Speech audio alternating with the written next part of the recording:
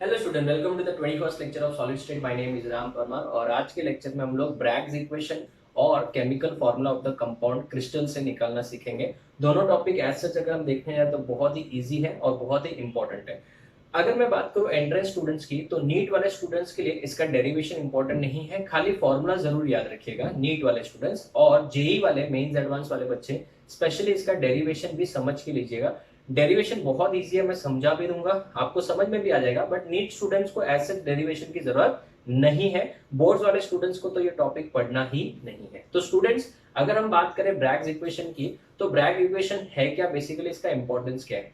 अगर मुझे किसी भी क्रिस्टल का, समझो मेरे पास एक क्रिस्टल है, उसका स्ट्रक्चर फाइंड आउट करना है, किस टाइप का क्रिस्टल है, ये एफसीसी है, बीसीसी है, राइट ना, एचसीपी है, तो उसको स्ट्रक्चर को डिसाइड करने के लिए हम लोग क्रिस्टलोग्राफी, एक्सरे क्रिस्टलोग्राफी को यूज कर सकते हैं। जैसे मैंने आपको फर्स्ट स्टार्टिंग के लेक्चर में बताया था, वाटर का जो स्ट्रक्चर है टेट्राहेड्रल शेप है, ठीक है ना, ओपन केज लाइक स्ट्रक्चर, वो कैसे पता चला, that is studied with the help of X-ray crystallography. जब किसी को फ्रैक्चर होता है तो हम लोग उसका एक्सरे करवाते हैं, तो पता चलता है एग्जैक्ट फ्रैक्चर कहाँ है। डॉक्टर यही आपको बोलते हैं ना, एक एक्सरे निकलवा दो, फिर मैं बताता हूँ आपको कहाँ एग्जैक्ट फ्रैक्चर है, किस टाइप का फ्रैक्चर है, मेजर है कि हेयरलाइन फ्रैक्चर है कि कैसा फ्रैक्चर है। वैसे अगर हमको क्रिस्टल का स्ट्रक्चर फाइंड आउट करना होता है तो हम लोग एक्सरे क्रिस्टलोग्राफी का बहुत ज्यादा यूज करते हैं, और वही बेटा ब्रैग्स ने इसके ऊपर स्टडी किया था। ब्रैग्स में बेटा एक साइंटिस्ट थे जिनका नाम था हेनरी ब्रैग, और उनके खुद के बच्चे का नाम था लॉरेंस ब्रैग। दोनों ने मिलकर इसके ऊपर बहुत रिसर्च किया था। उन्होंने क्या किया था, एक्सरेज को क्रिस्टल के लैटिस के ऊपर स्ट्राइक करवाया था, ठीक है ना।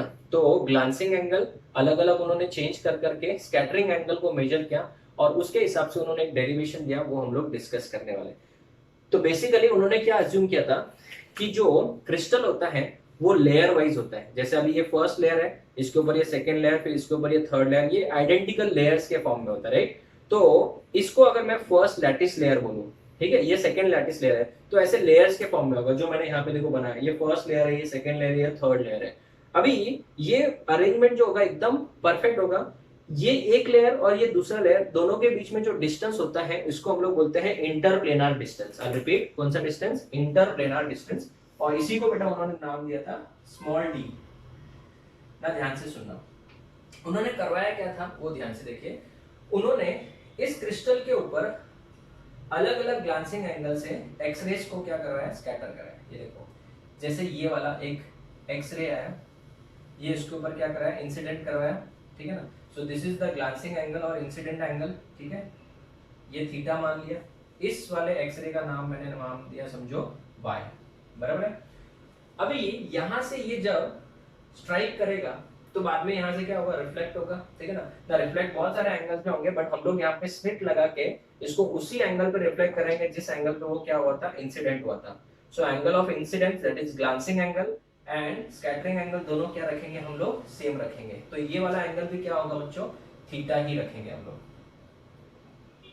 बराबर है। अभी सिंस एक्सरेज का जो पेनिट्रेशन पावर होता है वो थोड़ा ज्यादा होता है, तो जरूरी नहीं कि वो फर्स्ट लेयर से ही क्या हो, रिफ्लेक्ट हो, वो पेनिट्रेट करके सेकेंड लेयर तक भी जा सकता है।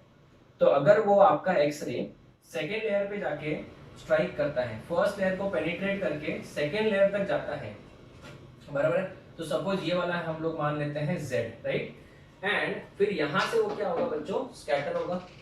तो ये वाला जो एंगल होगा उस एंगल को कौन सा एंगल बोलेंगे, स्कैटरिंग एंगल बोलेंगे बच्चों। तो यहाँ पे अगर मैं ग्लांसिंग एंगल थीटा मान लूं, तो यहाँ पे जो स्कैटरिंग एंगल होगा वो भी कौन सा होगा, थीटा होगा। यहाँ से ये रेज ऐसे बाहर आ रही है, बराबर है। अगर मैं बोलूं कि y और z जो था पहले से इन प्लेन था, ठीक है ना, तो सुनो बच्चों, y rays y and z are in phase, same phase में, बराबर है। तभी आपको मैक्सिमम इंटेंसिटी आएगा। थोड़ा सा फिजिक्स है बेटा, आप लोगों ने कंस्ट्रक्टिव और डिस्ट्रक्टिव इंटरफेरेंस सुना होगा। तो अगर ये वेव्स इस तरीके से आ रही है, इन फेज आ रही है, ठीक है ना, और अगर आपको यहाँ पे मैक्सिमम इंटेंसिटी का सिग्नल चाहिए तो वापस से इन फेज ही होना चाहिए, बराबर है। मतलब कंस्ट्रक्टिव क्या बनना चाहिए, इंटरफेरेंस। नाउ अगर हम बात करें ये z वाले लाइन का, तो डू यू थिंक बेटा ये एक्स्ट्रा डिस्टेंस कवर कर रहा है। ये जो y वाला है वो तो सिर्फ इतना ही डिस्टेंस कवर कर रहा है, यहाँ से यहाँ तक, right. But do you think बेटा ये जो z वाला है वो थोड़ा एक्स्ट्रा, स्टार्टिंग पॉइंट तो सेम है बट ये थोड़ा एक्स्ट्रा डिस्टेंस कवर कर रहा है। कौन सा वाला, z वाला। कितना एक्स्ट्रा डिस्टेंस कवर कर रहा है, तो जो पाथ डिफरेंस होगा वो कैसे पता करेंगे वो देखना जरा। तो सबसे पहले मैं क्या करूंगा, यहां से इस पॉइंट को इस पॉइंट से ज्वाइन कर दूंगा, ठीक है। हाँ, इस पॉइंट को बेटा सबसे पहले ये डिस्टेंस अगर ये डी है तो ये भी डी होगा, ठीक है ना। ये डिस्टेंस कितना है, डी है, बराबर है। अभी अगर मैं बात करूं जो रे z है उसने बेटा एक्स्ट्रा डिस्टेंस कितना कवर किया वो कैसे पता करेंगे देखते हैं। सबसे पहले अगर मैं यहां से एक परपेंडिकुलर ड्रॉ कर दूं इस तरीके से, ठीक है, ये परपेंडिकुलर ड्रॉ किया, और यहां से भी मैं अगर परपेंडिकुलर ड्रॉ करता हूं इस तरीके से, ठीक है ना। तो यहाँ पे अगर मैंने परपेंडिकुलर ड्रॉ किया, यहाँ पे भी परपेंडिकुलर ड्रॉ किया, इस पॉइंट का नाम दे देते हैं Q, इस पॉइंट का नाम दे देते हैं R, और इस पॉइंट का नाम दे देते हैं S, ठीक है ना। तो जो रे Z है उसने कितना एक्स्ट्रा डिस्टेंस कवर किया, QRS। सो रे Z travels or covers an extra distance of an extra path of कितना, QRS। now basically QRS जो है it is nothing but 2 times of QR या फिर 2 times of RS, क्योंकि ये डिस्टेंस और ये डिस्टेंस तो क्या होगा बच्चों, इक्वल होगा। so QRS is nothing but 2 times of QR or it will be equal to 2 times of RS। दोनों क्या है बच्चों, सेम ही रहेगा। इतना सबको समझा। तो कहना है ये वाला जो रे है, देखो यहां से यहां तक को तो डिस्टेंस दोनों सेम ही है, यहां से यहां तक का डिस्टेंस भी तो दोनों क्या है, सेम ही है। खाली इसने जो है एक्स्ट्रा डिस्टेंस कहां से कहां तक का कवर किया, यहां से यहां तक का, बराबर है। अभी सबसे इंपॉर्टेंट चीज ये कि अगर आपको यहाँ पे मैक्सिमम इंटेंसिटी चाहिए, मतलब कंस्ट्रक्टिव इंटरफेरेंस चाहिए, तो इसका मतलब क्या कि रिफ्लेक्शन के बाद भी ये दोनों वेव्स किस फॉर्म में होने चाहिए बेटा, सेम फेज में कि डिफरेंट फेज में होनी चाहिए, सेम फेज में होने चाहिए। किस फेज में होने चाहिए, सेम फेज में। तो इसका मतलब ये हुआ कि अगर रिफ्लेक्शन के बाद भी, सुनना मेरी बात ध्यान से, रिफ्लेक्शन के बाद भी अगर ये दोनों वेव्स सेम फेज में है, ठीक है ना, for constructive interference, right. So constructive interference के लिए after reflection the two waves that is two rays कौन से y and z should be in same phase होना चाहिए। तो सेम फेज होगा तो इसका मतलब जो भी एक्स्ट्रा पाथ कवर किया है that should be integral multiple of wavelength. तो सपोज इसका जो वेवलेंथ है, वो बेटा कितना है, लैम्बडा है।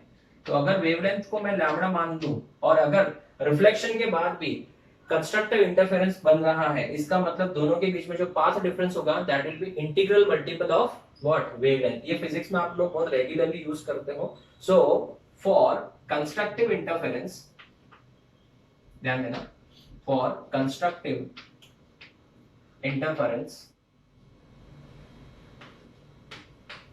the two reflected waves लिखो या rays लिखो चलेगा, two reflected rays should be in same phase,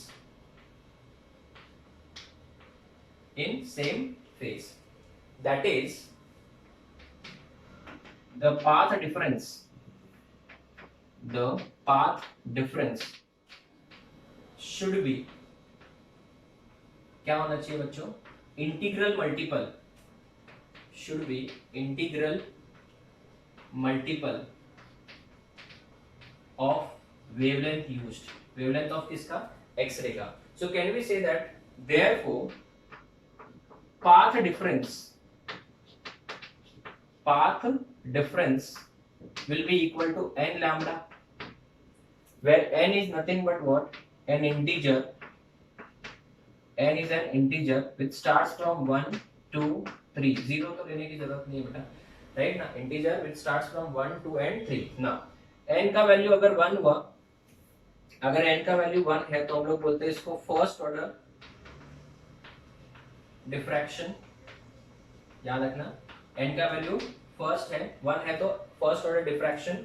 n का वैल्यू अगर 2 है तो इसको बोलते हैं सेकेंड ऑर्डर डिफ्रैक्शन। n का वैल्यू अगर 3 है तो हम लोग इसको बोलते हैं थर्ड ऑर्डर डिफ्रैक्शन, बराबर है। जनरली 2 के आगे जाता नहीं है बट फिर भी याद रखिए, and lambda is the wavelength of the incident X ray. So basically अगर हम बात करें तो पाथ डिफरेंस का वैल्यू किसको इक्वल आएगा, it will be equal to n lambda. But अगर मैं मैथमेटिकली कैलकुलेट करूं path difference is nothing but Q R S. तो path difference Q R S जो है उसमें अगर मैं बात करूं क्यू आर की, तो बच्चों पहले मुझे बताओ इस वाले लेंथ को कैसे फाइंड आउट करेंगे, इस वाले लेंथ को कैसे फाइंड आउट करेंगे, एकदम सिंपल है, मैं बताता हूं कैसे। अगर ये एंगल थीटा है तो ये पूरा एंगल कितना है सर, ये तो 90 है। तो अगर ये थीटा है तो ये वाला एंगल कितना होगा, सुनो 90 माइनस थीटा। आगे बढ़ते हैं, बताओ ये वाला एंगल कितना है, ये वाला एंगल सर ये 90 है। और अगर उसमें से ये 90 माइनस थीटा तो ये कितना होगा, थीटा होगा। तो अगर थोड़ा सा भी डाउट है एक बार वापस से अच्छे से आपकी नोटबुक में ड्रॉ कर लेना। ये एंगल बच्चों है थीटा, कितना है थीटा, वापस बता दो। ये दोनों को मिला के फिंगर्स को देखना, ये दोनों को मिला के 90। अगर उसमें से ये थीटा है तो ये 90 माइनस थीटा हो जाएगा। आगे बढ़ते हैं, ये दोनों को मिला के कितना 90, उसमें से अगर ये 90 माइनस थीटा मैंने प्रूव कर दिया तो ये कितना होगा, थीटा ही होगा।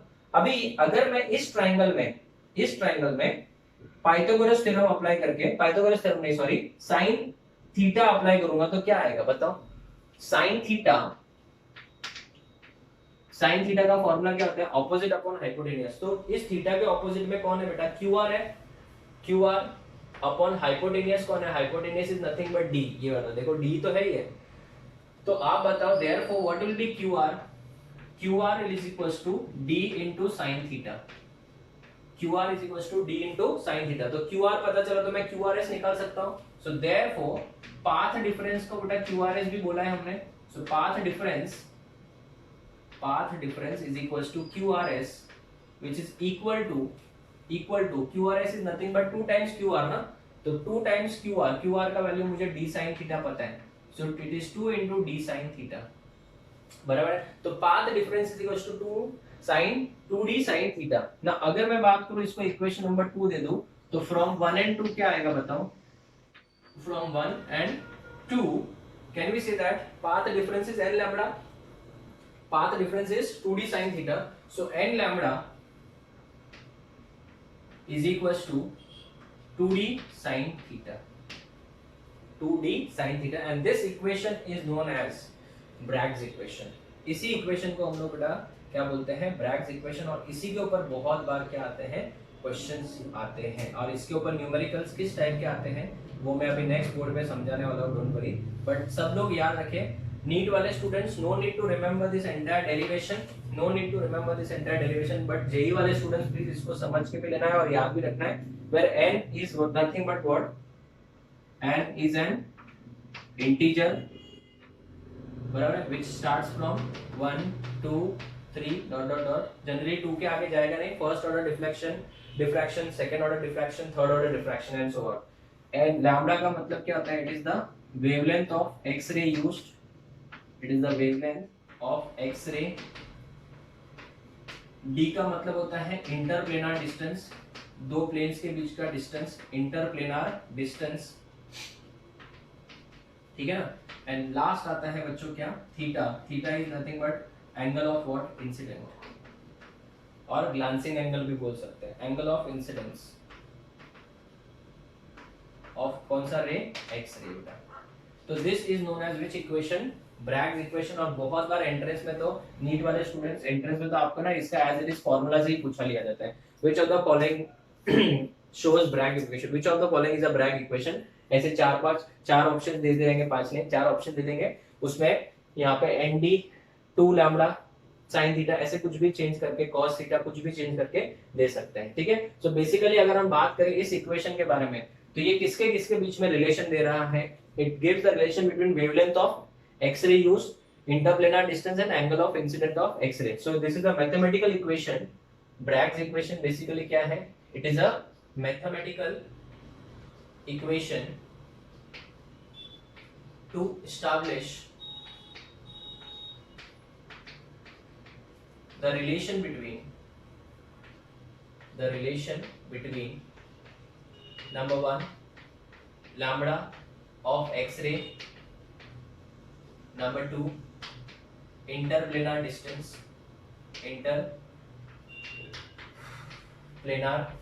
distance जिसको अपन क्या बोलेंगे d, एंड थर्ड क्या बच्चों, angle of incidence of X-ray, X-ray का जो एंगल ऑफ इंसिडेंस होगा उसके ऊपर, राइट। सो ये इक्वेशन बेटा हमको याद रखना है। अगर इसमें से हर एक चीज आपको समझ में आ गई तो फिर न्यूमेरिकल सॉल्व करने के टाइम में आपको डिफिकल्टीज नहीं होगी, ठीक है। तो स्टूडेंट्स आप इसका फोटो लो। नेक्स्ट बोर्ड के ऊपर मैं इसके आपको एमसीक्यू क्वेश्चंस मतलब न्यूमेरिकल क्वेश्चन सॉल्व कराता हूँ। आपने अगर आप देखोगे तो अपने कोर्स के अंदर में पीडीएफ के फॉर्म में लेक्चर नंबर 21 करके एक शीट होगा बेटा, लेक्चर नंबर 21, उसी के अंदर मैंने क्वेश्चंस लिख के दिए, आप वो ओपन करिए और इसका एक फोटो ले लीजिए। Okay students, so let's start with the numericals. आप वो पीडीएफ ओपन कर सकते हो, लेक्चर नंबर 21 करके एक पीडीएफ होगा, राइट। उसमें ब्रैग्स इक्वेशन हेडिंग है, आप ओपन करिए, मेरे पास पेपर पे लिखा हुआ है। क्वेश्चन नंबर 1 लिखता हूं मैं, ठीक है ना। क्वेश्चन में क्या पूछा है न्यूमेरिकल्स में, फर्स्ट क्वेश्चन है calculate wavelength of X ray, ठीक है ना।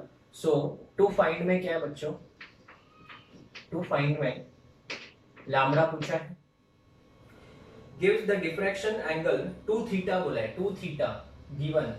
तो 2 थीटा अगर दिया हुआ है, डिफ्रैक्शन एंगल जनरली 2 थीटा होता है, सो थीटा का वैल्यू कितना होगा, 16.8 डिवाइड बाय 2 हो जाएगा कि नहीं हो जाएगा, तो ये हो जाएगा आपका 8.4 हो जाएगा, बराबर 8.40 degree for crystal if the interplanar distance, interplanar distance का मतलब डी 0.2 नैनोमीटर।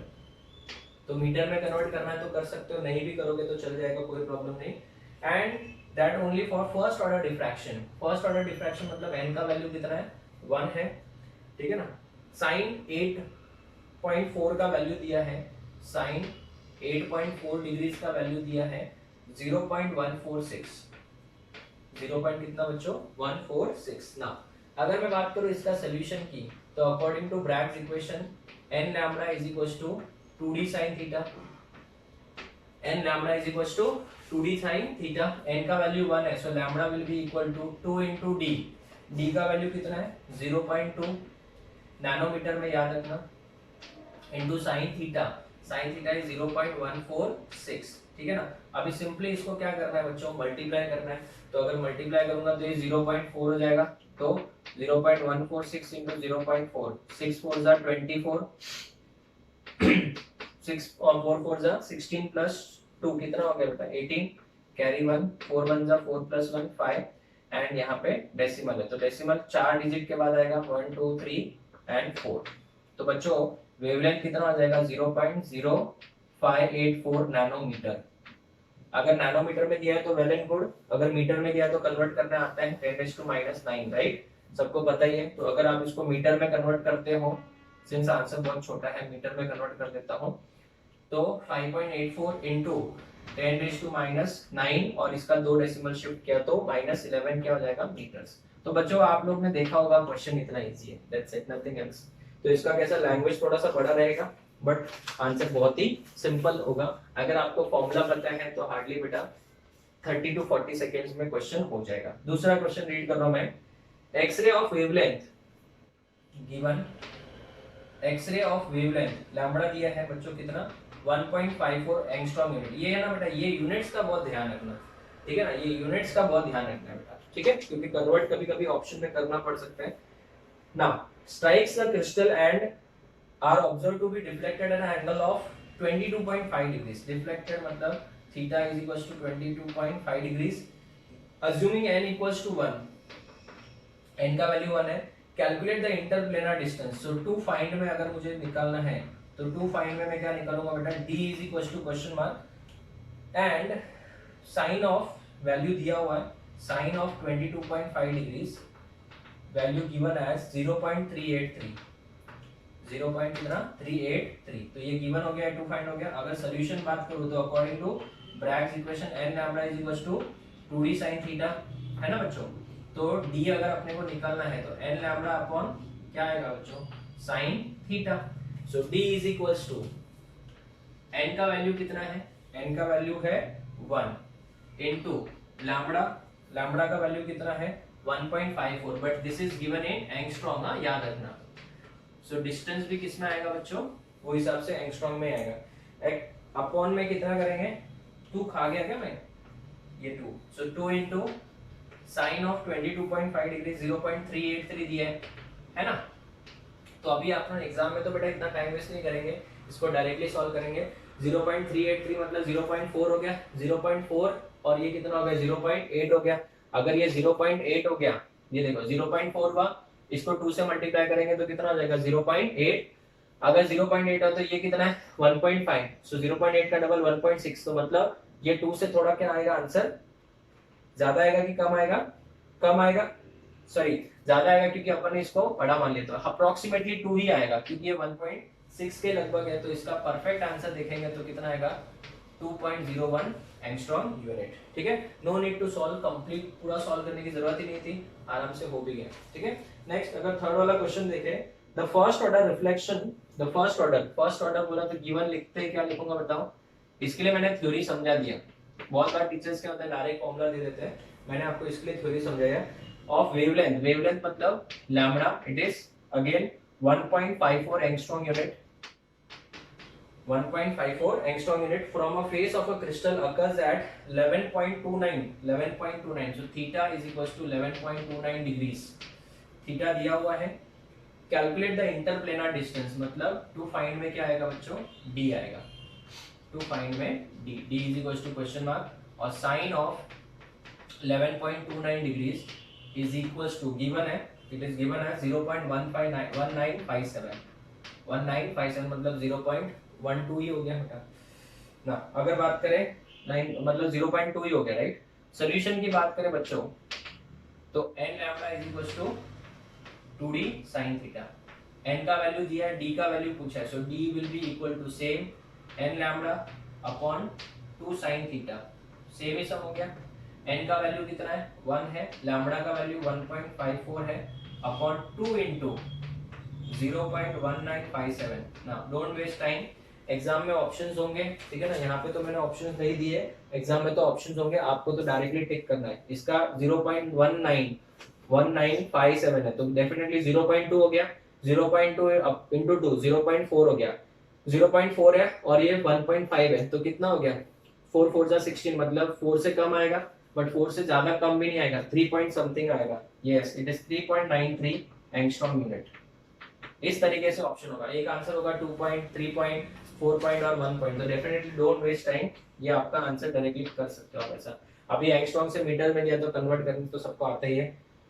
नेक्स्ट अगर हम बात करें, अच्छा क्वेश्चन है, जेई का ही क्वेश्चन है, when an electron is in an excited state of molybdenum atom falls from K shell to L shell, K shell से M shell में आता है, K shell से सॉरी L shell से किस में बोला है, I'll repeat the statement, when an electron in an excited state of molybdenum atom falls from L shell to K shell, मतलब L से K आ रहा है तो ऊपर से नीचे आएगा तो एनर्जी क्या करेगा, एमिट करेगा।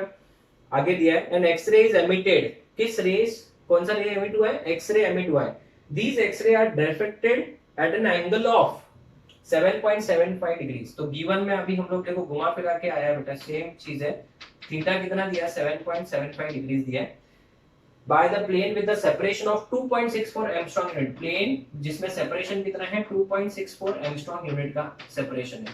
आगे रीड करता हूं,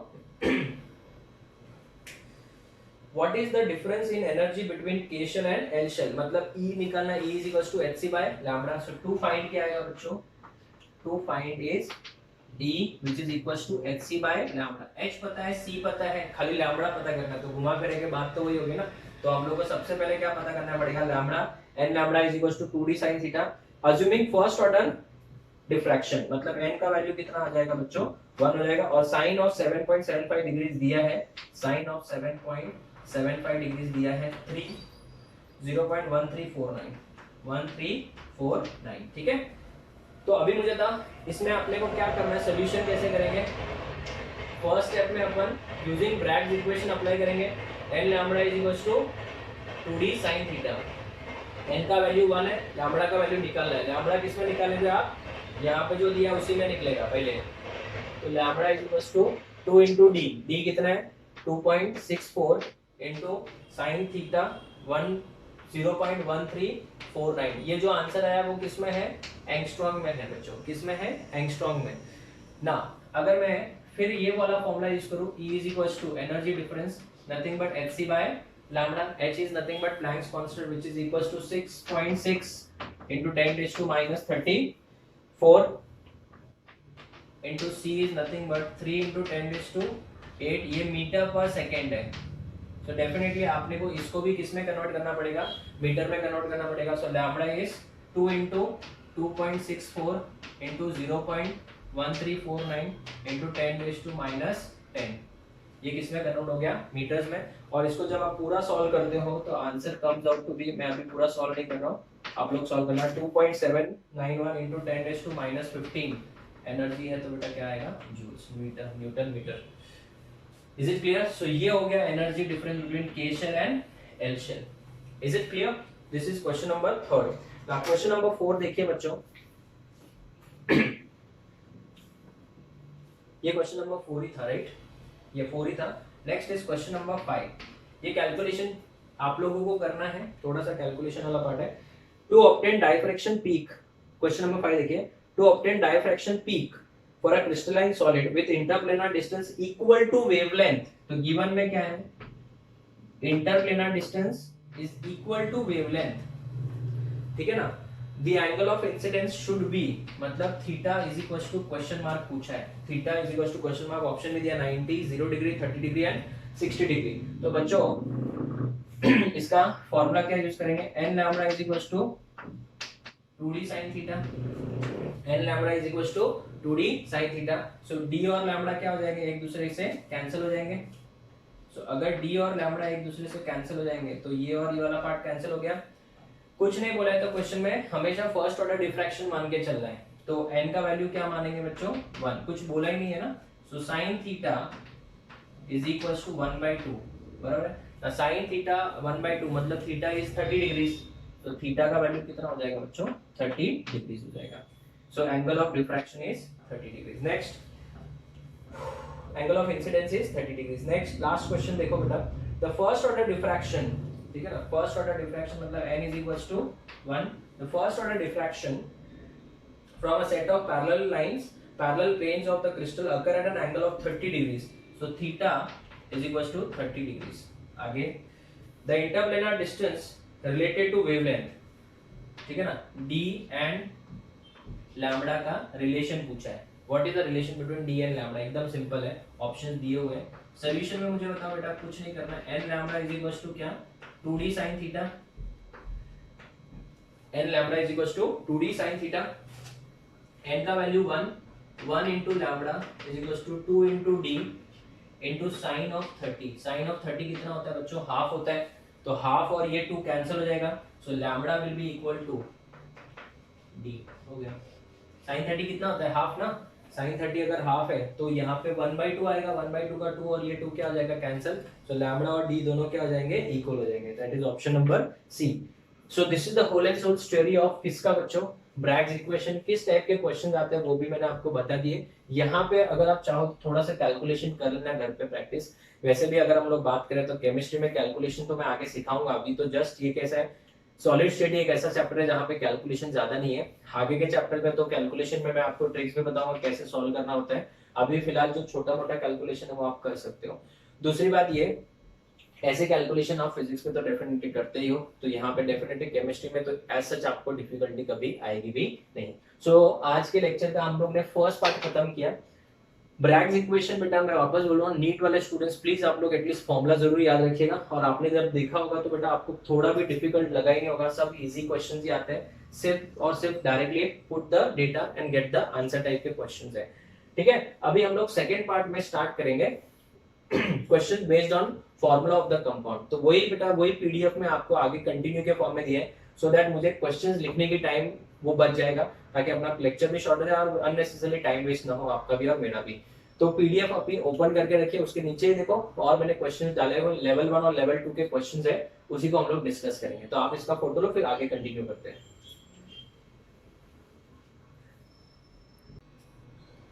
ओके स्टूडेंट्स, सो उसी पीडीएफ में लेक्चर 21 के पीडीएफ में देखो लिखा होगा, लेक्चर 21 के पीडीएफ में level 1 question based on formula of the compound, level 1 and level 2 दो टाइप के लेवल है। ये क्वेश्चंस हम लोग ऑलरेडी कर चुके हैं, बट इसको थोड़ा सा मैंने और एडवांस लेवल का बना दिया, तो एंट्रेंस लेवल के हिसाब से और अच्छा हो जाएगा। ठीक है, तो लेवल 1 की बात करें, क्वेश्चन नंबर 1, तो अभी मुझे no need to write the question वाला पार्ट हो गया। क्यों? क्योंकि ऑलरेडी क्वेश्चंस आपके सामने हैं, तो मैं भी रीड कर सकता हूँ, आप भी रीड कर सकते हो। Atom C and D forms FCC crystal। C and D दोनों मिला के क्या बनाते हैं बच्चों? FCC क्रिस्टल बनाते हैं। आगे रीड करते हैं। C is present at the corner। C कहाँ प्रेजेंट है? कॉर्नर पे प्रेजेंट है। And D is present at the face of the cube। Face, बराबर है। What is the formula of the compound? इतने सिंपल क्वेश्चंस होते हैं बेटा। अभी सिंपल है, आप क्या करोगे? Number of atoms of C निकालोगे। कहाँ है? कॉर्नर। कितने कॉर्नर होते हैं? 8 corner. 8 corner into 1/8 which is equal to 1। So number of atoms of C 1 हो गया। उसके बाद में number of atoms of D की बात करें तो कहाँ पे है? फेसेस पे। कितने फेसेस होते हैं?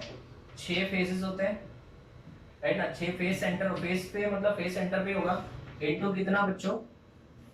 1/2 होगा। तो इसका कितना हो गया? 3। सो देयरफॉर अगर मुझे कोई फॉर्मूला पूछ ले, फॉर्मूला क्या हो जाएगा बच्चों? CD3। कुछ कैंसिल हो रहा है क्या? नहीं। तो इसका जो Z होगा वो कितना होगा? 1। Z तो पूछा ही नहीं है, एडवांस में तो Z बहुत बार पूछते हैं। एडवांस में, जेई एडवांस में तो बेटा कंपाउंड में Z भी पूछ लेते हैं बेटा। इतना इजी है, लेकिन आपको अगर बताया नहीं जाएगा तो आपको बहुत डिफिकल्ट लगेगा, बट सिंस मैंने आपको समझा दिया इस वजह से। और लेवल 1 के क्वेश्चंस तो कंपैरेटिवली इजी रखे मैंने। रीड करो next. An element A and B forms BCC। A and B दोनों मिला के बीसीसी। बीसीसी मतलब बॉडी सेंटर्ड क्यूबिक स्ट्रक्चर। उसके बाद में ए जो है वो कहाँ पे है? बॉडी सेंटर पोजीशन पे है। एंड बी जो है it is present at the corners. ठीक है ना, कहाँ पे है? कॉर्नर्स पे है। तो अभी मैं डायरेक्ट लिख रहा हूँ, अगर मुझे नंबर ऑफ ए निकालना है तो बॉडी सेंटर तो एक ही बॉडी सेंटर होता है, और पूरा का पूरा वो क्रिस्टल यूनिट सेल का ही होता है, तो 1 हो गया। उसके बाद में अगर मुझे नंबर ऑफ बी निकालना है तो कितने कॉर्नर होते हैं? 8 कॉर्नर होते हैं, इंटू हर कॉर्नर से 1/8 मिलेगा, तो आंसर क्या आएगा? 1। तो अगर मुझे इस कंपाउंड का फॉर्मूला पूछा जाए, क्या पूछा जाए बच्चों? फॉर्मूला पूछा जाए, तो कंपाउंड का फॉर्मूला हो जाएगा AB, और कुछ कैंसिल नहीं हो रहा है तो Z का वैल्यू कितना हो जाएगा? 1। मैं साथ में Z भी निकालना बता देता हूँ ताकि आपको कॉन्फिडेंस भी आ जाएगा और प्रैक्टिस भी हो जाएगा। थर्ड क्वेश्चन देखिए, लेवल 1 का last question. An ionic solid AX dy occurs in which structure? FCC structure. ठीक है ना, आपको x और y का वैल्यू निकालना और कुछ नहीं। FCC crystal structure. B is present at each face center। B कहाँ होगा बच्चों? फेस सेंटर पे, बराबर है। And A is present at corner। कितना इजी क्वेश्चन है, बराबर है। तो अगर मुझे किसी ने पूछ लिया number of atoms of A, corner पे है ना, तो 8 कॉर्नर इंटू 1/8 कितना हो जाएगा? 1 हो जाएगा। And number of atoms of B 6 face centre into 1/2 कितना हो जाएगा? 3। तो बताओ फॉर्मूला क्या हो जाएगा? Formula of the compound is going to be A1B3, that is AB3 लिख सकता हूँ, और कुछ कैंसिल नहीं हो रहा है तो Z का वैल्यू कितना आ जाएगा? 1 हो जाएगा। Is it clear? So this is level 1। Now level 2। Level 2 में बेटा थोड़े से टेट्राहेड्रल वाइड, ऑक्टाहेड्रल वाइड के कंसेप्ट आ जाएंगे। चलो एक बार रिवाइज कर लेते हैं। बताओ FCC में कितने टेट्राहेड्रल वाइड होते हैं? रिवाइज करके ही चीजें याद होगी बेटा। ये ऑनलाइन कोर्स आप लोग के लिए इसी तरीके से डिजाइन किया है ताकि आपको ऑफलाइन का फील आए, राइट। बताओ टेट्राहेड्रल वाइड FCC में कहाँ होते हैं? टोटल 8 होते हैं। ऑक्टाहेड्रल वाइड कितने होते हैं? 4 होते हैं। बताओ टेट्राहेड्रल वाइड हर बॉडी डायगोनल पे 2, ठीक है ना। ऑक्टाहेड्रल वाइड कहाँ होते हैं? बॉडी सेंटर में एंड एज सेंटर में, ठीक है। तो अभी इसी के ऊपर बेस्ड क्वेश्चन हम लोगों को सॉल्व करना है। पहला क्वेश्चन देखिए, देखो अपना कितना टाइम बच गया, सिंस आपके सामने भी PDF मैंने प्रोवाइड कर दिया है। N alloy of copper, silver and gold, तीनों का मिलके अलॉय बना है, कॉपर, सिल्वर एंड गोल्ड, ठीक है ना। अभी देखो फटाक से आंसर कैसे लाना है। Is found to have copper constituting CCP lattice. Copper जो है बेटा वो CCP मतलब FCC बना रहा है, और FCC का मतलब क्या होता है? FC+C मैंने बताया था। तो FC+C का नंबर कितना होता है? 4। कैसे? 6 तो फेस सेंटर तो 3 हो गया, 8 कॉर्नर मतलब 1 हो गया, तो टोटल कितना हो गया 4। ऐसे फास्ट आंसर निकालना तो वैसे भी निकाल सकते हैं। एयू, एयू मतलब क्या बेटा, sorry AG, AG is present at edge centre. AG कहां पे पता, एज सेंटर। एज सेंटर कितना होता है 12, सो 12 एज सेंटर इनटू हर एज सेंटर 4 लोगों के बीच में शेयर होता है, तो इसका जो नंबर आएगा वो कितना आएगा, 3 हो जाएगा कि नहीं हो जाएगा। गोल्ड की बात करें तो gold is present at body centre, सबसे इजी, बॉडी सेंटर एक ही होता है, तो इस कंपाउंड का फॉर्मूला क्या हो जाएगा। So formula of this alloy is going to be, ऐसे क्वेश्चन आते हैं बस, नीट में तो लेवल 1 के क्वेश्चन आते हैं, जेई में तो लेवल 2 के भी क्वेश्चन देखे जा सकते हैं। Cu4 Ag1 एंड Au3, इस तरीके से आएगा बेटा, ठीक है। गलत लिखा क्या, हाँ यहाँ पे Ag है और यहाँ पे Au है, मैंने उल्टा लिख दिया था। तो Ag का कितना हो जाएगा बच्चों, 3 हो जाएगा, और Au का कितना हो जाएगा, 1 हो जाएगा, ठीक है ना। चलो आगे बढ़ते हैं, क्वेश्चन नंबर 2, थोड़ा सा अभी धीरे धीरे लेवल बढ़ जाएगा।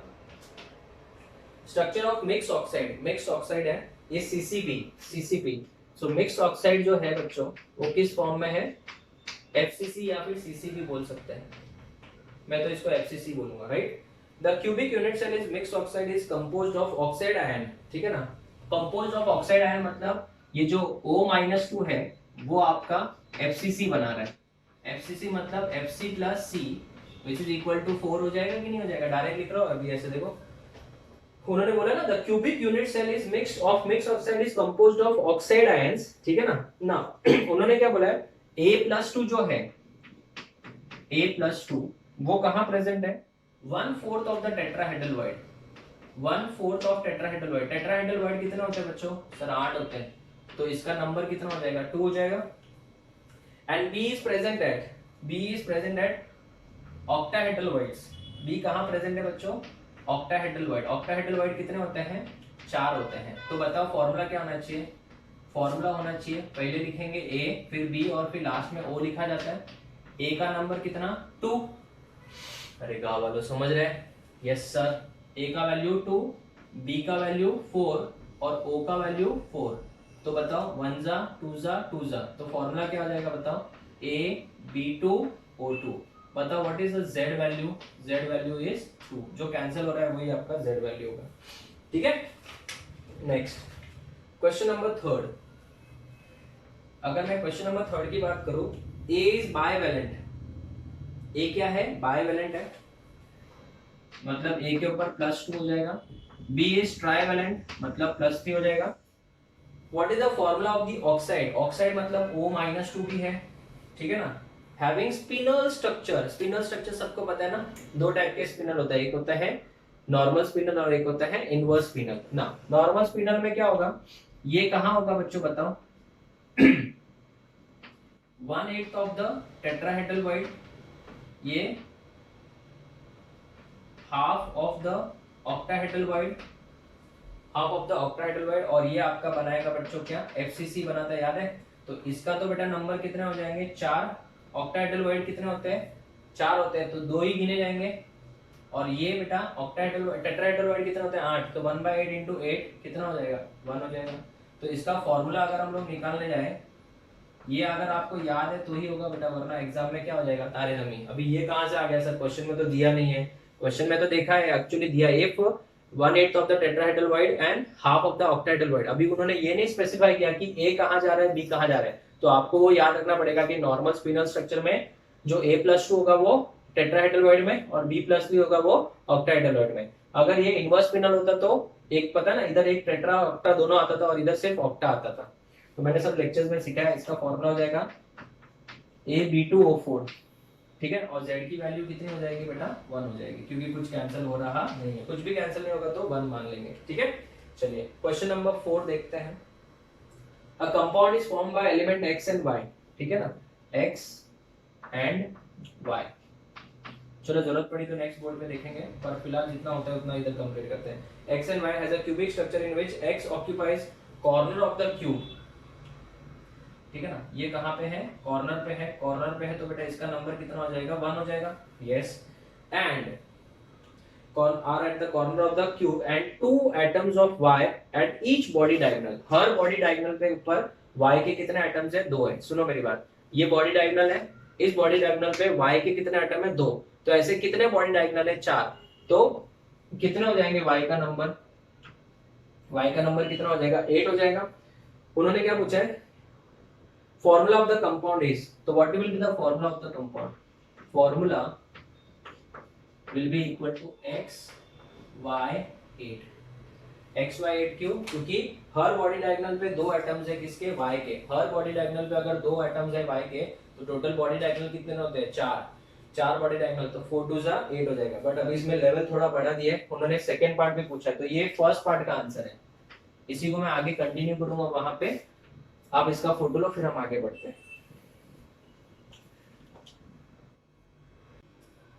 Okay student, so let's continue with this second part. Fourth का फर्स्ट पार्ट मैंने सॉल्व कर दिया, फोर्थ का सेकंड पार्ट मतलब चलो बी नाम दे देता हूँ. उन्होंने क्या बोला है? If all the atoms from one body diagonal of a cube except corner are removed. तो जब हम लोग कोई भी बॉडी डायगोनल की बात करते हैं, ध्यान देना बच्चों, समझो ये क्यूब है अपना, बराबर है? ये क्या है बच्चों? क्यूब है. तो जब मैं बॉडी डायगोनल की बात करता हूं तो बॉडी डायगोनल इस तरीके से होगा. ये है कॉर्नर, और उन्होंने बोला है कि y के एटम जो है हर बॉडी डायगोनल पे 2 एटम्स है, इस तरीके से. तो उन्होंने क्या बोला है? Read the question carefully. If all atoms from one body diagonal, कोई भी एक body diagonal of a cube except corner are removed, मतलब ये दोनों को रिमूव नहीं करना है, एक्सेप्ट कॉर्नर. तो इसका मतलब x के नंबर के ऊपर कोई फर्क नहीं पड़ेगा. सो नंबर ऑफ x एटम्स अभी भी 8 कॉर्नर पे है ये, इनटू 1/8, उसका नंबर एक ही रहेगा. अरे हाँ ना, तो बोलो करेक्ट. और नंबर ऑफ y पहले कितने थे? 8 थे, अभी कितने हो जाएंगे? 6. क्यों? क्योंकि एक यहाँ से हट गया, एक यहाँ से हट गया, तो 6 हो गया. और वो तो अंदर है तो उसको तो कोई फर्क पड़ने वाला नहीं है. तो ये 6 हो गया. तो फॉर्मूला क्या होगा बच्चों? फॉर्मूला हो जाएगा बच्चों क्या? x y 6 times, x y 6 times. और अगर मुझे इसका z पूछ लिया जाए तो अभी भी z कितना होगा? 1 ही होगा. पहले भी z कितना था? 1 ही था, क्योंकि कैंसिल कुछ भी नहीं हो रहा था. ठीक है, तो find the formula of the compound. It is x y 6. Now question number 5 देखिए. क्वेश्चन नंबर 5 में बोला है x एंड y मिला के बेटा क्या बना रहा है? आपका स्ट्रक्चर बना रहा है. x is present eight corner and y is present at face centre. उन्होंने क्या बोला है? If one x is missing from the corner, what is the formula? ठीक है ना. तो फर्स्ट पार्ट मुझे बताओ, नंबर ऑफ x कितना है? सर 8 कॉर्नर होते हैं ना, 8 कॉर्नर है, बट उन्होंने बोला एक मिसिंग है, तो 7 कॉर्नर हो गए. तो 7 कॉर्नर इंटू 1/8, तो ये तो कितना हो गया? 7/8 ही हो गया. फ्रैक्शन में आ सकता है, बिंदास रहो, टेंशन मत लो. आप बताओ y में कोई चेंज किया है क्या? सर नहीं. फेस सेंटर कितना होता है? 6. तो 6 फेस सेंटर इंटू 1/2 कितना हो जाएगा? 3 हो जाएगा कि नहीं हो जाएगा? So what will be the formula now?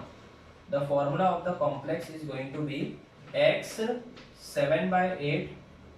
इसके लिए मैंने पता चला अभी आपको अलग पीडीएफ देके क्यों सॉल्व कर रहा हूं, ताकि ये टाइप के क्वेश्चंस भी कवर हो जाए. x 7/8, y कितना बच्चों? 3. क्रॉस मल्टीप्लाई करो, 7 ऐसे ही रहेगा, 8 3 जा 24.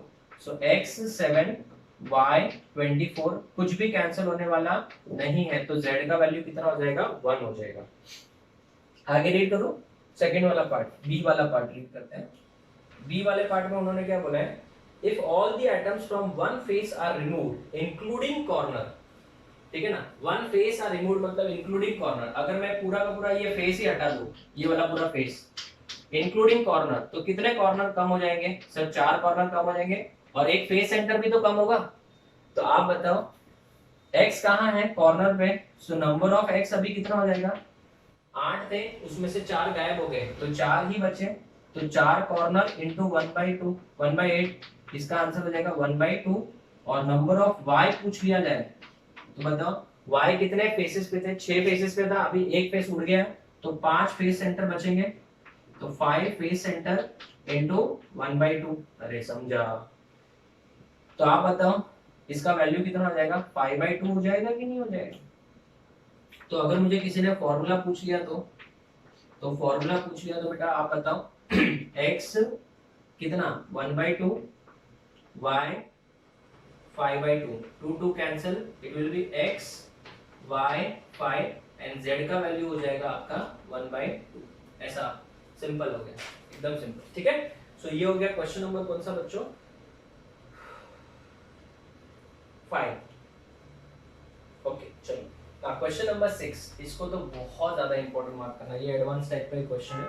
क्वेश्चन नंबर कौन सा बच्चों, 6। ठीक है, क्वेश्चन नंबर 6 रीड करिए। x is present eight corner,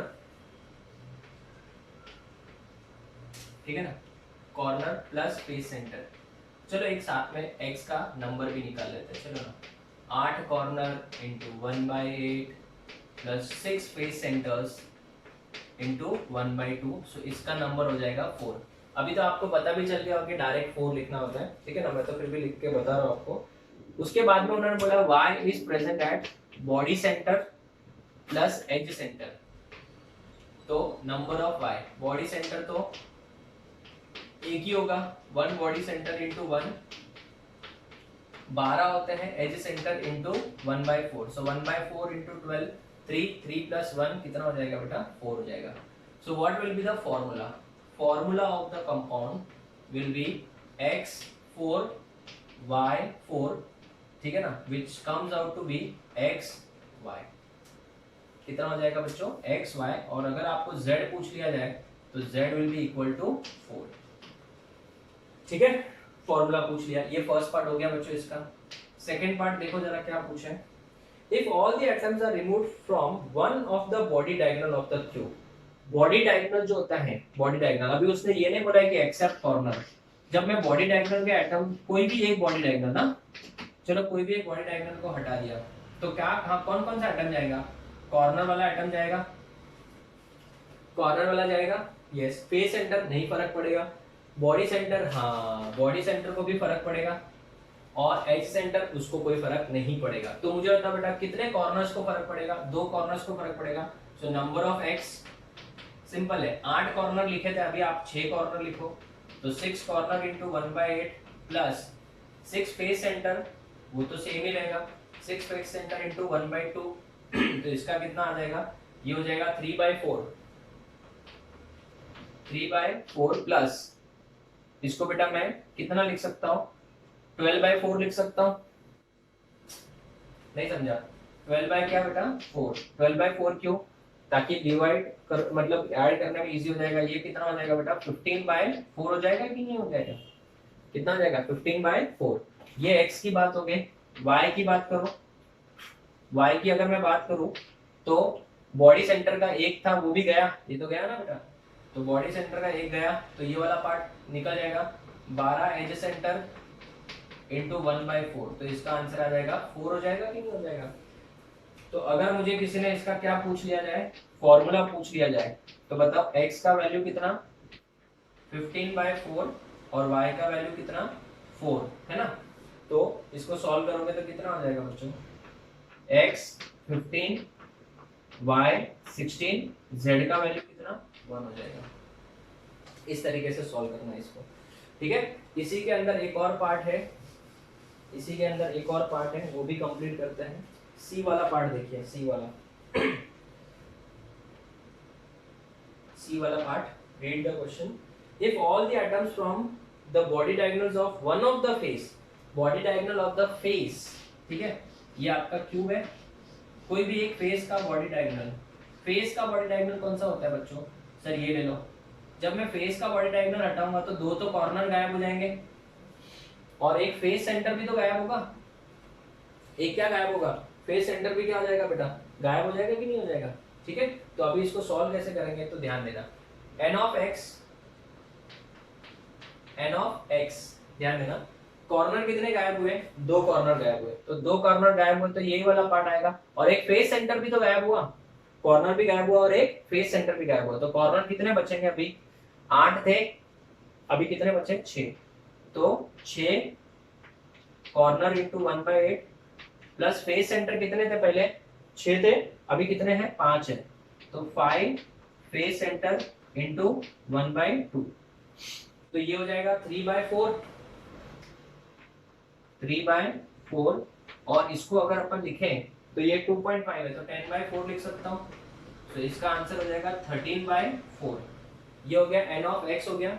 next अगर मैं बात करूं n ऑफ y की, तो y की बात करें तो y कहाँ है, बॉडी सेंटर में और एज सेंटर में। बॉडी सेंटर और एज सेंटर की तो इसमें कोई बात हो ही नहीं रही है, तो n ऑफ y का वैल्यू कितना रहेगा, 4 ही रहेगा, इसमें कोई चेंजेस नहीं है। तो अगर मुझे किसी ने अभी इसका फॉर्मूला पूछ लिया तो क्या लिखूंगा बताओ।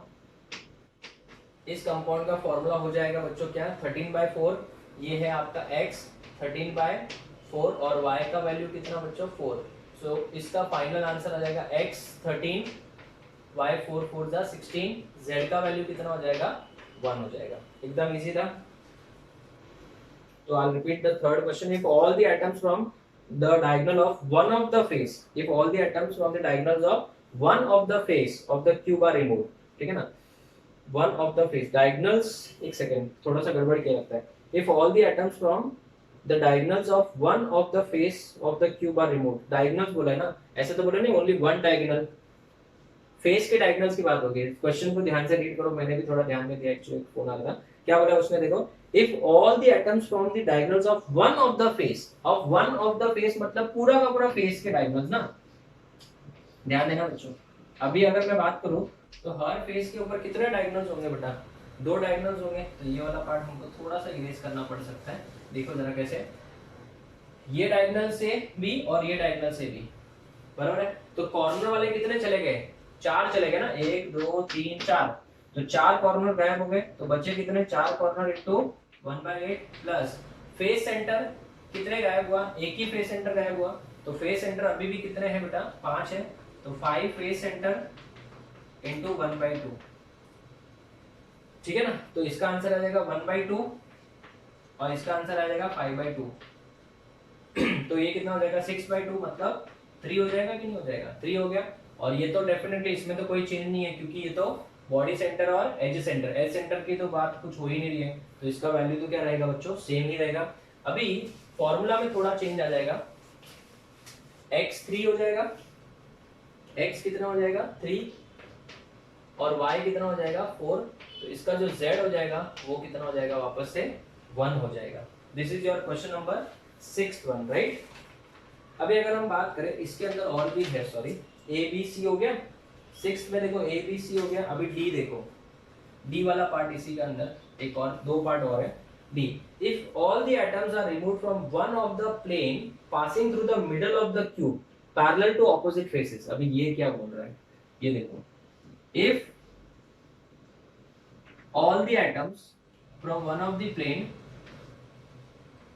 पासिंग थ्रू, ये रेक्टेंगुलर एक्सिस ऑफ सिमेट्री वाला पार्ट है, passing through, read the question again, if all the atoms are removed from one of the plane passing through the middle of the cube parallel to opposite faces. ना parallel to opposite faces का मतलब क्या, ये वाला plane, ये वाला plane, ये वाले प्लेन से क्या निकालना है, एटम्स को निकालना है, फाइंड द फॉर्मूला। तो जब आप ये वाले प्लेन से एटम्स को निकालोगे तो ये देखो 4 एज सेंटर वाले गायब हो जाएंगे, हाँ सर। तो कितने एज सेंटर, एज सेंटर 4 से क्या हो जाएगा, डिक्रीज हो जाएगा, हाँ।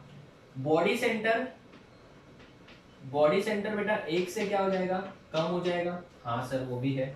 तो फेस सेंटर भी तो है, 1 2 3 4 फेस सेंटर वो भी तो कम हो गए, हाँ सर वो भी है। तो 4 फेस सेंटर भी क्या हो जाएंगे, कम हो जाएंगे। तो ये बेटा और अच्छा एडवांस लेवल का क्वेश्चन हो गया, ठीक है ना। बच्चे इतना इमेजिन ही नहीं कर पाते, इस वजह से उनको सॉल्व करने नहीं होता है, लेकिन अपन ने डायग्राम समझ के लिया है। तो n ऑफ x, बताओ कोई कॉर्नर पे फर्क पड़ा क्या, नहीं। तो 8 कॉर्नर इंटू 1/8 तो वैसा का वैसे ही रहेगा, डायग्राम सामने रखना, प्लस 6 फेस सेंटर थे, अभी उसमें से 4 गायब हो गए, तो अभी बचे कितने, 2 face centre, 2 face centre into 1/2, 2 face centre into 1/2, इसका आंसर 1, इसका भी आंसर 1, तो x का वैल्यू 2 हो गया। n ऑफ y, बताओ y कहाँ है, बॉडी सेंटर, बॉडी सेंटर तो गया, तो बॉडी सेंटर वाला पार्ट ही गया। एज सेंटर कितने थे, 12 थे, 12 थे, बट एज सेंटर 4 से कम हो गए, तो अभी 8 एज सेंटर है, 8 H सेंटर इंटू 1/4, तो इसका आंसर आ जाएगा 2। So what will be the formula of the complex और compound, sorry, it is x2y2, बराबर है, 2 2 cancel, so the formula is xy, but what is the value of z, z का value अभी कितना हो जाएगा, 2 हो जाएगा। See this is section D. Section E देखते हैं अभी। If all the atoms are removed from one of the axis, one of the axis, axis मतलब सिंगल लाइन होता है, तो एक काम करते हैं, सबसे पहले डायग्राम बनाते हैं। डायग्राम बनाएंगे तो अपना एकदम पिक्चर क्लियर हो जाता है। आप भी बच्चों डायग्राम बना के सॉल्व कर लिया करो। स्टार्टिंग के क्वेश्चंस थोड़े कंपैरेटिवली इजी थे ना, इस वजह से डायग्राम की जरूरत नहीं थी। अब ये देखो, if all the atoms are removed from one of the axis, अभी एक्सिस मतलब सिंगल लाइन सोचना, passing through one of the face centre of the cube, passing through one of the face centres, ठीक है ना। अभी axis अगर ऐसा है, समझो फेस सेंटर से पास हो रहा है, ये देखो इस तरीके से, तो अगर वो फेस सेंटर से पास होगा तो अभी बहुत सारे बच्चे लोग सर एज को भी कवर कर रहे हैं, एज को कैसे कवर करेगा, अभी ये है, ये एजेस है ना, तो फेस सेंटर तो बेटा बीच में से पास होगा ना ऐसे, तो एजेस को डायग्राम में भले दिख रहा है, बट आप बताओ खाली कौन कम होगा, सिर्फ और सिर्फ 2 फेस सेंटर कम होंगे। तो फेस सेंटर का वैल्यू कितने से कम होगा बच्चों, 2 से कम होगा, बाकी सब डिक्टो क्या रहेगा, सेम रहेगा। I will repeat the statement, if all the atoms are removed from one of the axis passing through one of the face centers, passing through one of the face center, तो जब face centre से पास होगा तो body के अंदर से भी पास होगा, तो जो बॉडी का सेंटर है वो भी कितने से कम हो जाएगा बच्चों, 1 से क्या हो जाएगा, कम हो जाएगा। तो बॉडी सेंटर भी 1 से कम हो जाएगा, ठीक है। फाइंड द फॉर्मूला, तो अभी चलो दिमाग लगाते हैं, कैसे करेंगे। सबसे पहले n ऑफ x निकालो, number of atoms of x, कहाँ है एटम्स, कॉर्नर पे है, 8 कॉर्नर। ये थोड़ा बड़ा क्वेश्चन हो गया, लेकिन इसमें बहुत सारे अच्छे अच्छे कंसेप्ट्स कवर हो गए। 8 तो कॉर्नर हो गए। फेस सेंटर कितने बेटा, 6 थे, अभी 4 ही बचे, तो 4 फेस सेंटर इनटू 1/2, तो इसका आंसर 2 और इसका आंसर 1, इसका आंसर हो गया 3, करेक्ट है। अभी अगर n ऑफ y की बात की जाए, n ऑफ y बताओ, बॉडी सेंटर, बॉडी सेंटर तो गया, एज सेंटर जो है वो 12 के 12 एज सेंटर है, तो 12 एज सेंटर इंटू 1/4, इसका भी आंसर कितना आ जाएगा बच्चों, 3 आएगा कि नहीं आएगा। तो अगर मुझे किसी ने इसका क्या पूछ लिया जाए, फॉर्मूला पूछ लिया जाए, तो x का वैल्यू 3, y का भी वैल्यू 3, जो कट शुट करके कितना आएगा, xy आएगा, z का वैल्यू कितना हो जाएगा बच्चों, 1 हो जाएगा, ठीक है। तो ये बहुत ही अच्छा लेवल का क्वेश्चन था, आपको मैं रिकमेंड करूंगा। क्वेश्चन नंबर 6 जो है बेसिकली वो एंट्रेंस में जेईई एडवांस लेवल का क्वेश्चन था, क्योंकि ये इतनी सारी चीजें जनरली नीट में तो पूछी ही नहीं जाती। नीट में तो मैंने आपको जो बोला लेवल 1 के क्वेश्चन, अगर उनको थोड़ा सा टफ बनाना होता है किसी once in a blue moon 4-5 साल में एक बार, तो जाके वो ऐसे टाइप के क्वेश्चन फ्रेम कर सकता है, वरना तो वो लेवल 1 से ज्यादा आगे जाते भी नहीं है, ठीक है। तो आप अभी इसका एक फोटो ले लो, ये तो प्योरली एडवांस का एक क्वेश्चन था, इसका एक फोटो ले लो। जब भी कंसेप्ट में डाउट आवे तो डायग्राम बना लिया करो, आपका पिक्चर क्लियर हो जाएगा। इसका फोटो लो, फिर भी 1-2-3 क्वेश्चन बाकी है, 2-3 क्वेश्चन शायद से बाकी है, ठीक है, वो हम लोग डिस्कस करते हैं, फिर will wind up the lecture. Okay students, so next question, question number 7, question number 7 read करते हैं। उन्होंने बोला है कि x जो है वो कॉर्नर पे प्रेजेंट है, ये एडवांस का क्वेश्चन है, और इसमें 99% बच्चे गड़बड़ करते हैं, मैं आपको बताता हूँ क्यों। ऑल्टरनेट फेस सेंटर, तो अगर मैं आपको number of atoms of x पूछूं तो 8 कॉर्नर इंटू 1/8, ठीक है ना, और उनको बोलूंगा ऑल्टरनेट फेस सेंटर, तो बच्चे क्या बोलते हैं सर, 3, क्यों, क्योंकि एक छोड़ के एक, तो टोटल 6 है ना, लाइन से थोड़ी है बेटा, ऐसे लाइन से है क्या, लादी जैसा, ये जैसे लादी है, इसके ऊपर है, इसके ऊपर नहीं है, फिर इसके ऊपर है, ऐसा नहीं है बेटा। वो कैसा है, गोल है, सर्कल के मतलब कैसा 3D फॉर्म है ना, वो तो क्यूब के फॉर्म में। तो ये ना यहाँ पे मेजॉरिटी केसेस में 99% बच्चे गड़बड़ करते हैं, और आपको बता दूं सिर्फ और सिर्फ यहाँ पे ऑल्टरनेट फेस सेंटर में सिर्फ 2 ही आएंगे इनटू 1/2, और इसका आंसर 1, इसका आंसर 1। शॉक लगा, बताओ कैसे, ये देखो ऑल्टरनेट फेस सेंटर का मतलब क्या होता है वो समझ लो पहले। मतलब अगर फर्स्ट पे है तो सेकंड पे नहीं होना चाहिए, है ना। तो अभी मैं आपसे सिंपल सवाल पूछूं, अगर मैं बोलूं कि ये वाले फेस पे, ऊपर वाले फेस पे है, ठीक है ना, अगर यहाँ पे है तो ये वाले फेस पे नहीं होना चाहिए, हाँ सर नहीं होना चाहिए। अगर इधर नहीं है तो इधर होना चाहिए। हाँ बराबर है। अगर इधर है तो इधर नहीं होना चाहिए। हाँ बराबर है। फिर इधर है। हाँ बराबर है। अभी फ्रंट वाले साइड की बात करो ना, यहाँ पे है ना, ऊपर है, तो फ्रंट वाले फेस पे नहीं होना चाहिए। हाँ तो नीचे होना चाहिए है। अगर ये नीचे है तो बैक वाले फेस पे नहीं होना चाहिए, जो नहीं है। तो बेटा आपके हिसाब से तो 3 आंसर आ रहा था, बट रियल में कितना है? 2 है। यहीं पे आधे बच्चे कैंसिल हो गए।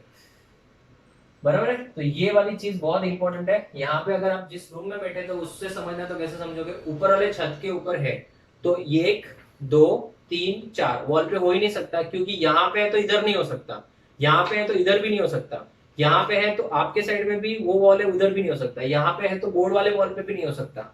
सिंपल है। तो फिर होगा किधर? नीचे होगा। एकदम सिंपल है। तो वैसे भी बेटा, तो ये आप कोई भी एक साइड को फिक्स कर दो, आप वीडियो पॉज कर लो। अगर आप इधर बोलोगे इधर है, अगर इधर है तो वहां पे नहीं होगा, ऊपर भी नहीं होगा, नीचे भी नहीं होगा, इधर भी नहीं होगा, क्योंकि ऑल्टरनेट बोला है। तो इसके बाद सीधा वो वाले वॉल पे होगा। तो वैसा बेसिकली आने वाला आंसर कितना है? 2 ही है। अगर y की बात करूं तो y कहाँ है? इसमें भी 99% बच्चे गड़बड़ करेंगे। एक तो है बॉडी सेंटर पे और एक है alternate edge centre. Alternate edge centre में भी खूब गड़बड़ करते हैं, ठीक है ना। ऑल्टरनेट एज सेंटर बोलेंगे तो एक बॉडी सेंटर तो कंफर्म है ही है, इनटू 1 होगा, plus alternate edge centre. Edge centre कितने होते हैं? 12। तो बच्चों को बोला ना ऑल्टरनेट, तो 6 लिख देते हैं। 6 नहीं आएगा बेटा, 4 ही आएगा। मैं बताऊंगा क्यों। 1/4। तो इसका आंसर 1, इसका भी आंसर 1, तो इसका आंसर हो जाएगा 2। ऑल्टरनेट एज सेंटर का कंसेप्ट क्या सर, वो बताओ। एकदम सिंपल है। कोई भी एक एज ले लो आपकी मर्जी की। सर ये ले लेते, चलो यहाँ पे एटम है ना, अगर यहाँ पे है तो यहाँ पे नहीं होना चाहिए। हाँ सर नहीं होना चाहिए। अगर यहाँ पे नहीं है तो फिर ये वाले फ्रंट वाले पे होना चाहिए। हाँ सर। अगर यहाँ पे है तो फिर इधर नहीं होना चाहिए। बराबर है, हो गया। ठीक है ना। अभी आगे पीछे वाला फेस देखो वापस। अगर इधर है तो इधर नहीं होना चाहिए। इधर इधर है ना, तो इधर नहीं होना चाहिए। इधर नहीं है तो इधर होना चाहिए। हाँ सर बराबर है। फिर इधर है तो इधर नहीं होना चाहिए। हो गया। फिर अभी इसकी बात करो, यहाँ पे है तो यहाँ पे नहीं होना चाहिए, यहाँ पे भी नहीं होना चाहिए, तो इधर होना चाहिए। तो टोटल एज सेंटर कितने हो गए बेटा? 4 ही हो गए ना। आप खुद भी ट्राई कर सकते हो, 2 मिनट वीडियो पॉज कर लो, आपको भी आंसर 4 ही आएगा, अगर आप सही तरीके से कर रहे हो तो आप बताओ फॉर्मूला क्या होगा? फॉर्मूला हो जाएगा x भी 2 और y भी 2। तो इसको कटपुट करके कितना आएगा आंसर? xy आएगा, और z का वैल्यू कितना हो जाएगा बेटा? 2 हो जाएगा। जो कैंसिल हो रहा है वही z होगा। ठीक है। तो ये बेटा first part of the question था। इसी के अंदर एक और पार्ट है, सेकंड पार्ट, बी वाला पार्ट देखो।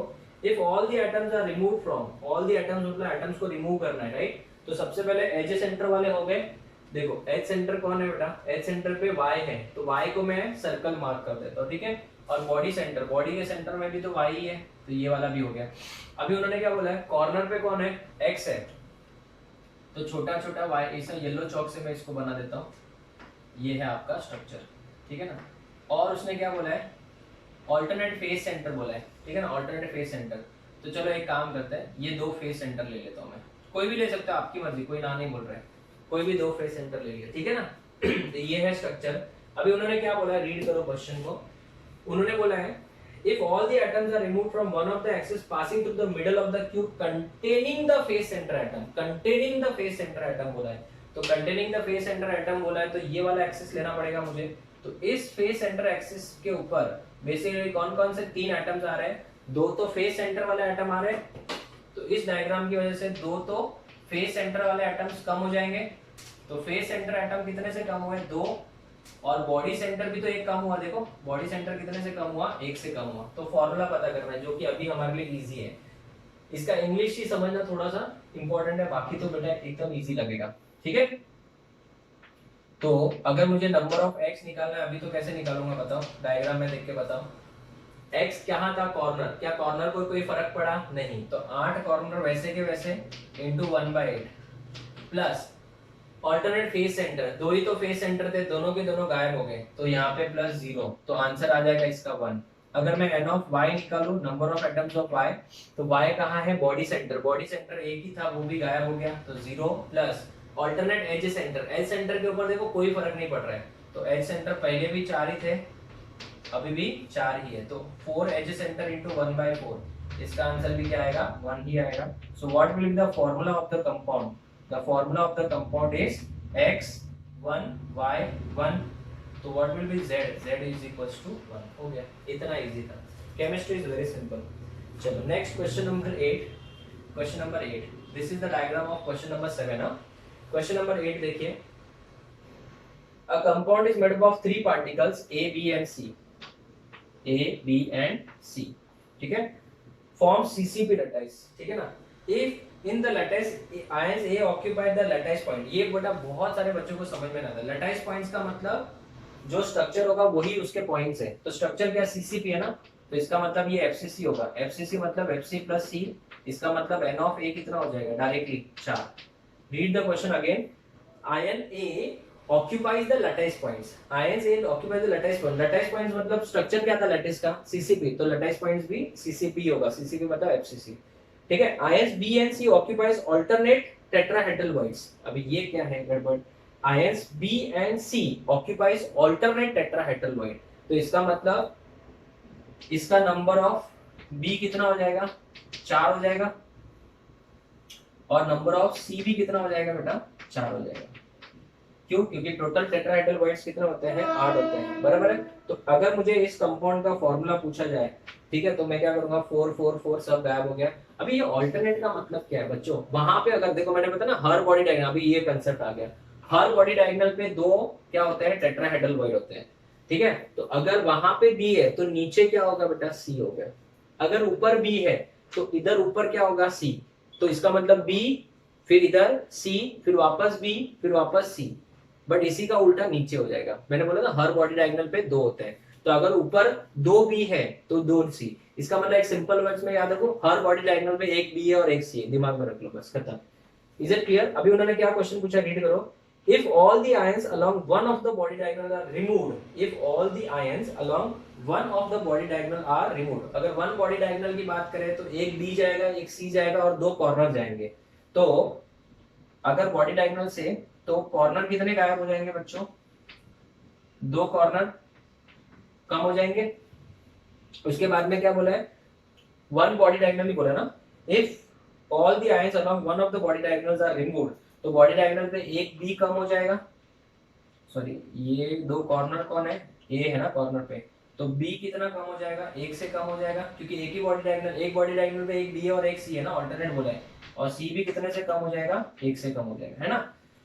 तो अभी आप मुझे सवाल बताओ, इसका बताओ ए का क्या नंबर रह जाएगा, एन ऑफ ए, 2 कॉर्नर कम हो गए ना, तो फेस सेट 8 कॉर्नर थे, अभी कितने कॉर्नर है, 6 कॉर्नर है, तो 6 corner into 1/8 plus face centre कितने हैं, 6 फेस सेंटर, उसको तो कोई फर्क नहीं पड़ा, तो 6 फेस सेंटर इंटू 1/2, तो आंसर इसका तो अभी कितना आएगा, 6/8 मतलब 3/4, और इसका 3/4 प्लस 3/4 प्लस 3 कितना हो गया, 12 प्लस 3 15, 15/4 हो जाएगा कि नहीं हो जाएगा, एन ऑफ ए कितना हो जाएगा, 15/4। एन ऑफ बी पहले 4 थे, अभी 3 है, वैसे भी किसी के साथ शेयर तो नहीं होता, वो तो बॉडी डायगोनल में अंदर ही पड़े ना, तो पहले 4 थे, अभी कितने हो जाएंगे, 3 हो जाएंगे, एक एक गायब हो गया ना, और एन ऑफ सी भी कितना हो जाएगा बेटा, 3 हो जाएगा। तो फॉर्मूला क्या हो जाएगा, इसका आंसर डेसिमल में आएगा, इसका आंसर डेसिमल में दिया है, ठीक है ना। ए कितना हो जाएगा बेटा, 15/4, बी कितना हो जाएगा 3, और सी भी कितना हो जाएगा 3, करेक्ट है। तो अगर मैं चाहूँ तो इसको डिवाइड कर सकता हूँ, नहीं भी डिवाइड करूंगा तो भी चलेगा, 3 3 इसी फॉर्म में दिया आंसर में भी, आंसर में खाली इतना दिया है, ए 3.75, बी 3 और सी 3, एक तो ये आंसर हो सकता है, दूसरा 3.75 क्यों आया पता चला, 4 3 जा 12, 3 बचा, 4 7 जा 28, 2 बचा, फिर 5 जा 20 हो गया। एक तो ये आंसर हो सकता है, या फिर ऐसे भी कर सकता हूँ, 3 1 जा 3 2 जा 3 5 जा, सो 3 5/4, इधर कितना आएगा, B1 C1, ऐसे भी कर सकता है। तो 5/4 को क्या लिखेंगे, 1 पॉइंट कितना आएगा बच्चों, 1.25 आएगा, या फिर इसको ऐसे लिख सकते हैं, और एक तो ये ऑप्शन दे सकते हैं, या फिर A5 B4 C4 ऐसा भी ऑप्शन दिया जा सकता है, किसी भी तरीके से फ्रेम किया जा सकता है। आपको बेटा मेन कंसेप्ट की जरूरत थी, आई होप आप लोगों को ये समझ में आ गया होगा, बहुत ही अच्छा क्वेश्चन था। This is question number 8। Now let's move to the last question for the day, 9th question. तो ये आपको समझ में आ गया, ये सब जो लेवल 2 के क्वेश्चंस है बेटा वो सब एडवांस के क्वेश्चंस है, भले थोड़ा सा डिफिकल्टी लेवल है लेकिन मजा भी आ रहा होगा कि क्वेश्चन का लेवल थोड़ा अच्छा है। ठीक है, एक कंपाउंड है ए बी एंड सी वाला वापस से, और तीनों मिलके क्या बना रहे हैं बच्चों, एफसीसी बना रहे हैं। अभी कौन एफसीसी फॉर्म बना रहे हैं वो नहीं पता, वो आगे रीड करते हैं। ए जो है लटाइस पॉइंट्स, ए जो है लटाइस पॉइंट मतलब एफसीसी हो गया, तो एन ऑफ ए कितना हो जाएगा बच्चों, 4 हो जाएगा। No need to waste time, already किया हुआ है। बी जो है वो टेट्राहेड्रल वॉइड्स में है, टेट्राहेड्रल वॉइड्स में मतलब 8 हो गया, कुछ परसेंटेज बोला नहीं, कितना है वो सब नहीं बोला है। नेक्स्ट इसका कितना है बेटा, 4 हो जाएगा। अभी आप बताओ, अगर ये एफसीसी है मतलब फेस सेंटर है प्लस कॉर्नर है ना, टेट्राहेड्रल वॉइड है तो कहाँ पे है, 2 into 4 बॉडी डायगोनल, हर बॉडी डायगोनल पे कितने हैं, 2 है।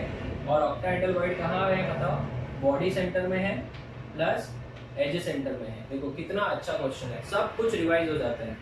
अभी रीड करो, अभी तो शुरुआत है। If all the ions along one of the edge axis are removed, along one of the edge axis are removed. Edge axis का मतलब क्या होता है, अभी अगर मैं बात करूं ये एज है, इस एक्सिस, इसका एक्सिस कैसे हो सकता है, इसका एक्सिस बहुत सारा हो सकता है। अभी जैसे इस तरीके से वन ऑफ द एज ही बोला ना, तो इस एज एक्सिस को बेटा हम लोग इस तरीके से मानेंगे, ये हो गया आपका edge axis, one of the edge axis. ठीक है, तो इसमें 2 तो कॉर्नर वाले गए, नहीं समझे, अरे गांव वालों, ये क्या है, एज है ना, ये सब एजेस है। अभी समझो ये एक एज मान लो, ये एज बराबर है, तो जब आप इस एज की बात करो तो ये एज एक्सिस हो गया ना, ओके समझा। तो जब ये एज एक्सिस की बात करोगे तो 2 कॉर्नर गायब हो जाएंगे, सो 2 कॉर्नर कितने से कम हो जाएंगे बच्चों, 2 से कम हो जाएंगे। और ये क्या है, एज का सेंटर है, तो एज सेंटर कितने से कम हो जाएगा, एज सेंटर 1 से कम हो जाएगा। किससे कम हो जाएगा, एज सेंटर 1 से कम हो जाएगा। ठीक है, इसका भी आंसर फ्रैक्शन में ही है, डोंट वरी। अभी मैं आपको 1 मिनट का टाइम देता हूँ, आप इसको अच्छे से खुद से सॉल्व करिए, एडवांस का ही क्वेश्चन है, 1 by 1 ट्राई करो। चलो, एन ऑफ ए कितना होगा, कॉर्नर 2 से कम हो गए, कॉर्नर अगर 2 से कम हो गए, ऐसा तो कोई अपने पास सॉल्व किया हुआ है नहीं, चलो ठीक है। अगर कॉर्नर बेटा 2 से कम हो गए, ये वाला देखो, और फेस सेंटर, तो इसका 15/4 हो जाएगा। देखो ऊपर से लिखा है मैंने, कॉर्नर 2 से कम हो गए मतलब 6 कॉर्नर बचे, 6 कॉर्नर इंटू 1/8, और 6 फेस सेंटर तो है ही है, वो तो उसको तो कोई गड़बड़ किया ही नहीं है। अभी उसके बाद में एन ऑफ बी कितना होगा, एन ऑफ बी बच्चों, एन ऑफ बी कहाँ है, टेट्राहेड्रल वॉइड है, उसको तो कोई फर्क नहीं पड़ने वाला है, ये तो मस्त मौला आराम से मजा कर रहा है। उसके बाद में सी, सी कौन है बेटा, बॉडी सेंटर, बॉडी सेंटर और एज सेंटर, एक एज सेंटर कम हो गया, तो N of C, body centre कितना है बॉडी सेंटर तो एक ही रहेगा, एज सेंटर पहले कितने थे, 12 थे, अभी 11 ही बचे, तो 11 इंटू 1/4, तो 1 प्लस 11/4, तो बेसिकली दिस इज अगेन 15/4, तो ये हो जाएगा आपका 15/4 है ना। तो इसका फॉर्मूला क्या हो जाएगा बच्चों, A 15/4, B 8, C 15/4, और यही आंसर दिया है। एक्चुअली में उन्होंने दिया है A 3.75, B 8 और C जो दिया है वो आपस से 3.75 दिया है। ठीक है, तो यही आंसर है। आप चाहो तो इसको सॉल्व थोड़ा और बहुत अगर हो सकता है तो कट पुट करके, मेरे हिसाब से तो नहीं होगा, यस कट पुट नहीं होगा बिकॉज बीच में 8 आ गया है। तो स्टूडेंट्स ये टाइप के क्वेश्चन जो है ये आपको देखने को मिले। लेवल 2 के जो क्वेश्चंस है बेटा, NEET point of view, again I am saying not important. आपने देखा होगा ये वर्कशीट में मैंने नहीं दिया है, वर्कशीट में नहीं देने का कारण था क्योंकि ये टाइप के क्वेश्चन मैं चाहता था कि क्वेश्चंस क्लास में मैं डिस्कस करूंगा। इसमें से बहुत सारे क्वेश्चंस जो है वो जेईई एडवांस में आ चुके हैं, मैंने उसमें से सिलेक्ट कर करके लिए हैं, और आज के लेक्चर में मैंने बहुत ही इंपॉर्टेंट चीजें सिखाई, जैसे ब्रैग्स इक्वेशन, उसके ऊपर न्यूमेरिकल्स क्वेश्चन थे वो भी करवा दिए, और मेन जो था question based on formula of the compound, इसके ऊपर मैंने बहुत ही घुमा फिरा के ट्विस्टेड क्वेश्चंस भी दिए। आप लोग एक बार और इसको सॉल्व करना, इसके अंदर जितने भी क्वेश्चंस है पीडीएफ के फॉर्म में वो वाला उसको वापस से सॉल्व करना, जो आपको 1 2 लगा के मैंने 8 तक सॉल्व करा है, आप उसको रफ पेपर में वापस से ट्राई करना, आपको बहुत ही इंटरेस्टिंग भी लगेगा और कॉन्फिडेंस भी आएगा। तो स्टूडेंट्स नेक्स्ट लेक्चर में मैं आपको पूरा का पूरा डेंसिटी के ऊपर क्वेश्चंस कराने वाला हूँ। डेंसिटी, अभी एक ही लेक्चर बाकी है अपना, लेक्चर नंबर 22 में डेंसिटी के ऊपर जितने भी न्यूमेरिकल्स है वो कराऊंगा। और 23rd लेक्चर में हम लोग 18 से लगा के 22 तक और कौन से एमसीक्यूज थे वो हम लोग डिस्कस करेंगे, ठीक है। तो 23 लेक्चर्स में अपना ये चैप्टर वाइंड अप हो रहा है, एक एक चीज हम लोग ने एंट्रेंस के हिसाब से कवर की है। अभी डेंसिटी जो नेक्स्ट लेक्चर में मैं कराने वाला हूँ, उसमें मेरे पास टाइप 1 में direct questions on density, type 2 में to determine the type of unit cell. मैंने पूरा का पूरा इसको ना क्लास में बता आपको, ये पूरा का पूरा मैंने क्या किया, इसको टाइप्स में डिवाइड कर दिया। टाइप्स में डिवाइड करने से फायदा क्या होगा, आपको कोई भी क्वेश्चन आएगा तो आप फटाक से क्या कर सकते हैं, क्लिक कर सकते हो कि भाई ये तो ये टाइप का क्वेश्चन है। और बहुत ही अच्छे से फ्रेम किया है, कम से कम 6-7 रेफरेंस बुक्स को यूज करके मैंने ये क्वेश्चन सिलेक्ट किए हैं। इससे क्या होगा, आपका हर टाइप का क्वेश्चन जो होगा उसका प्रैक्टिस हो जाएगा। तो मैं क्या करने वाला, नेक्स्ट लेक्चर में थोड़ा कैलकुलेशन वाला पार्ट है, तो हर टाइप के 2-2 क्वेश्चंस मैं सॉल्व करूंगा।